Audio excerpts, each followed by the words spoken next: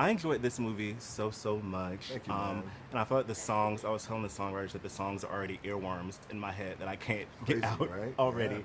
The first one was so important for representation Mm, and, bringing, AAPI culture to, mm, mainstream, and like you kind of also at the same time defying a lot of stereotypes that may have been placed upon certain cultures. And I think it was mm, super important for that. mm. How do you think this film continues that trajectory of being so culturally important as the first one was?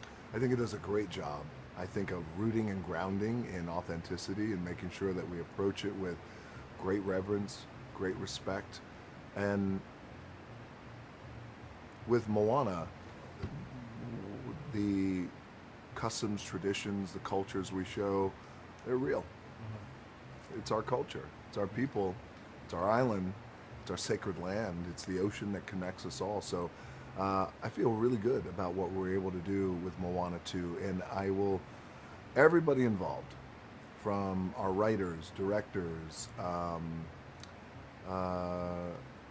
our songwriters, I mean, everybody involved, Disney, everybody involved really wanted to approach this with great respect and make sure that authenticity was around every corner.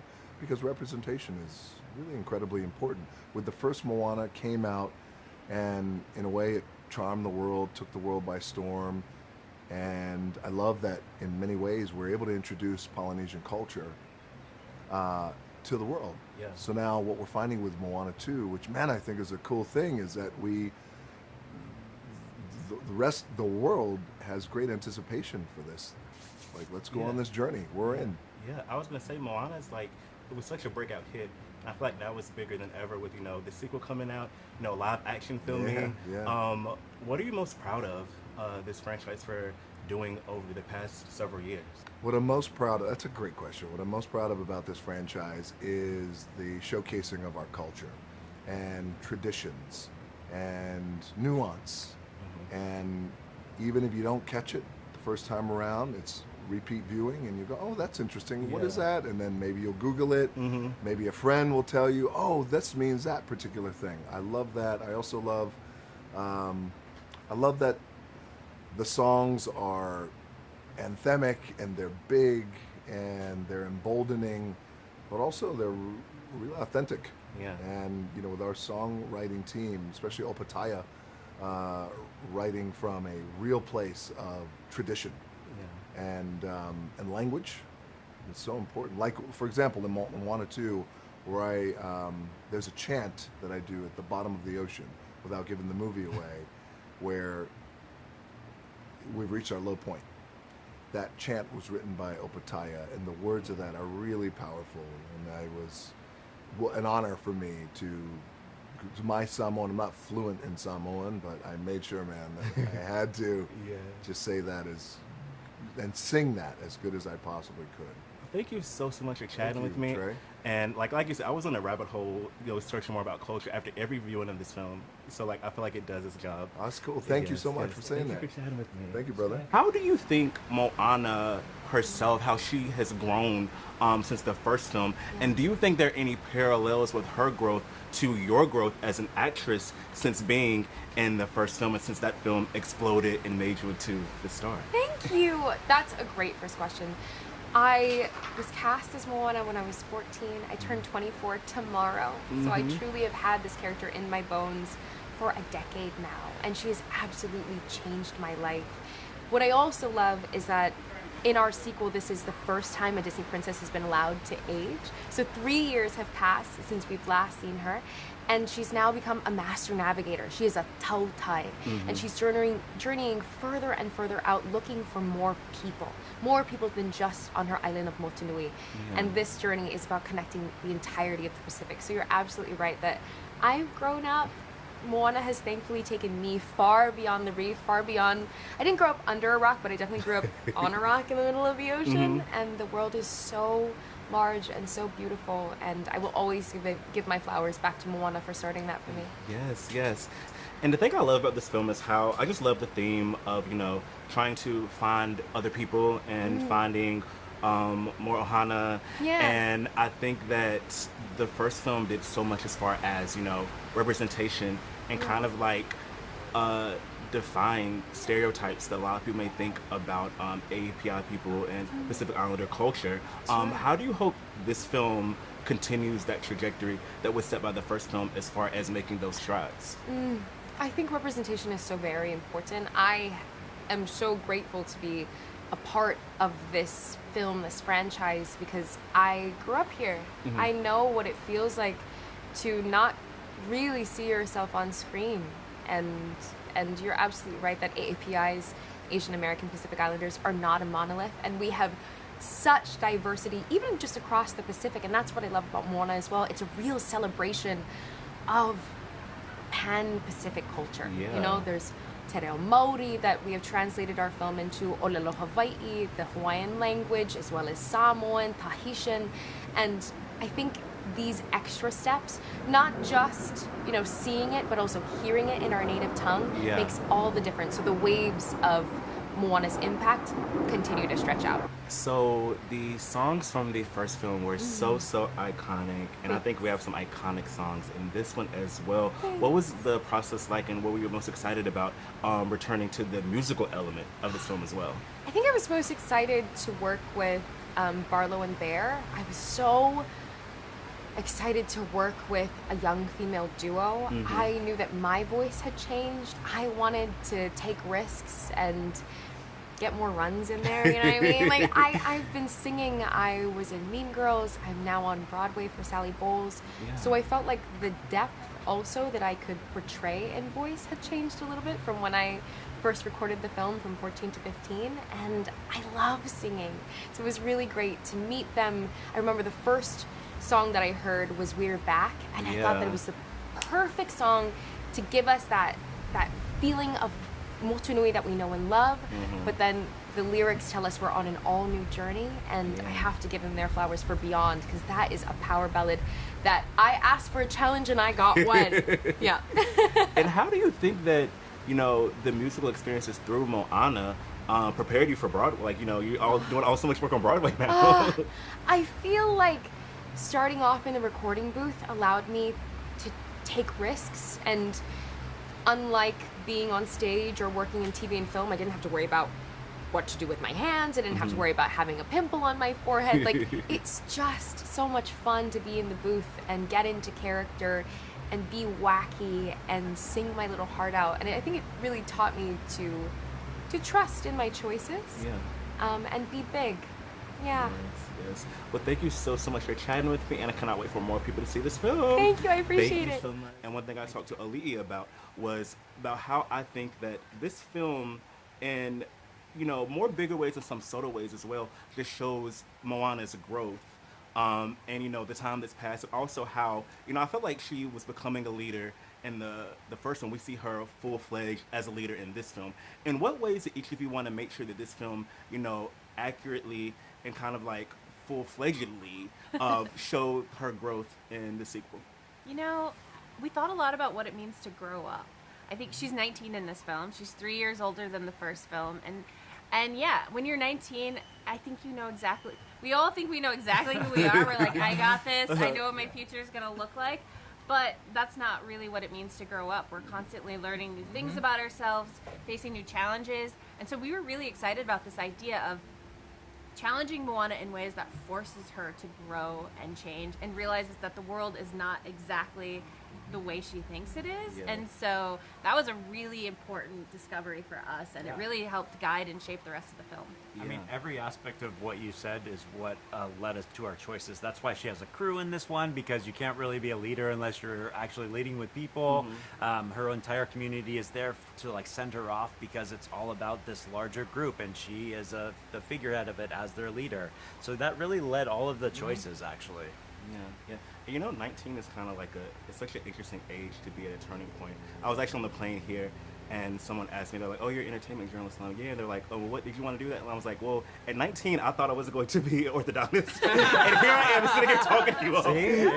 So it's like, things change. That's like one of those ages. But also, I think that this film, you know, the first one is so iconic for representation.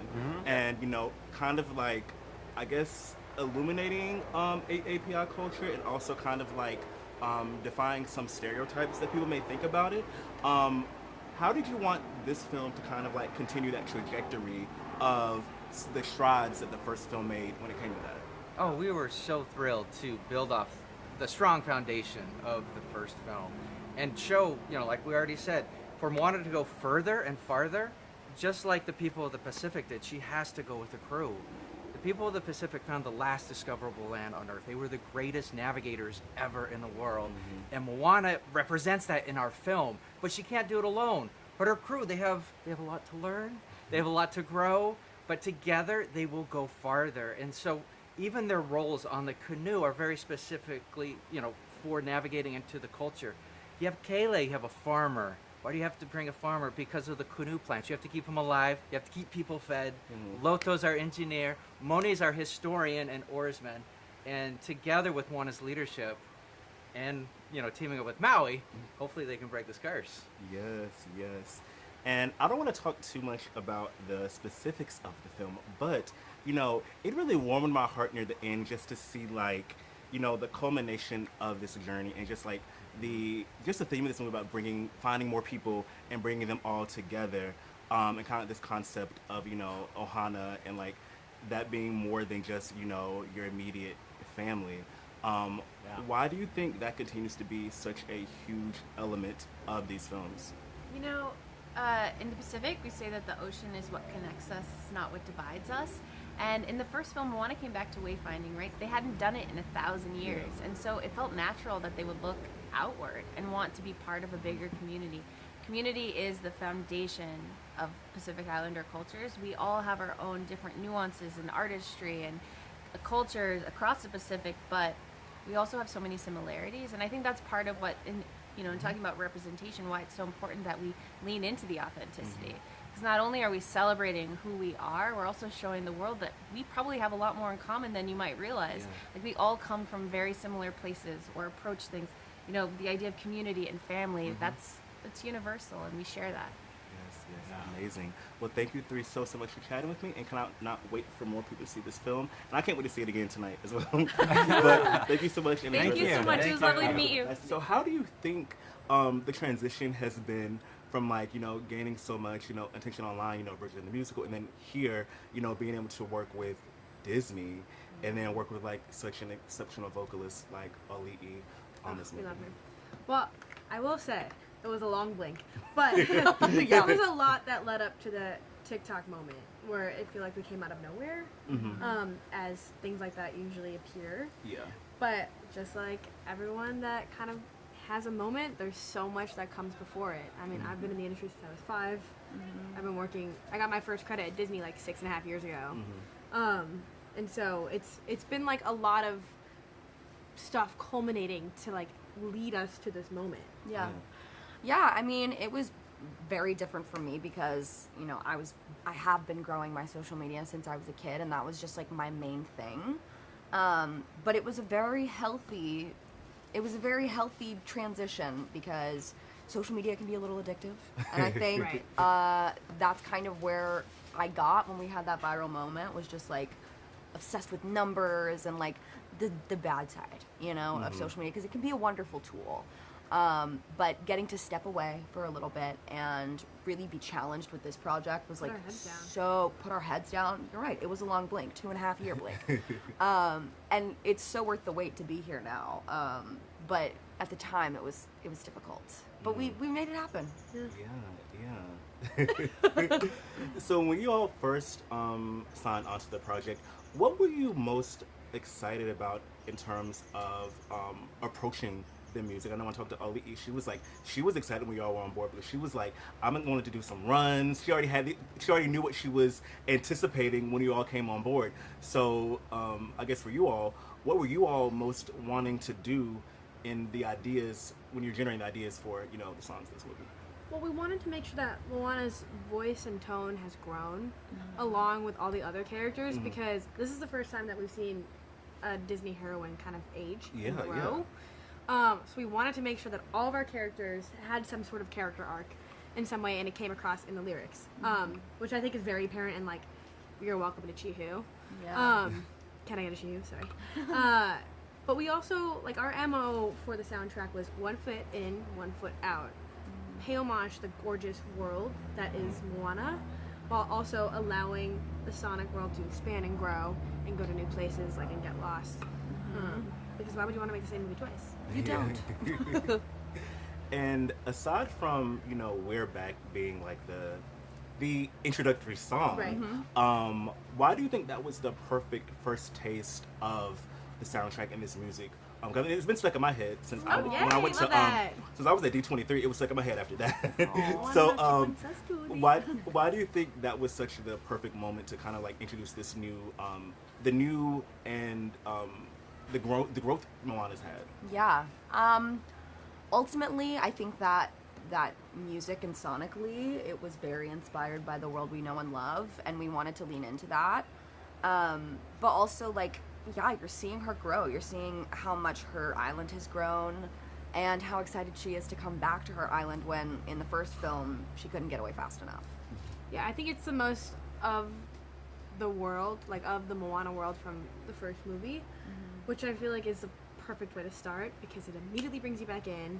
And we also wanted to make sure you get to meet the new characters, see what other personalities, show how Moana has gotten what she wanted and like is living her dream life, show how Tui and Sina have grown and evolved to embrace this new part of culture.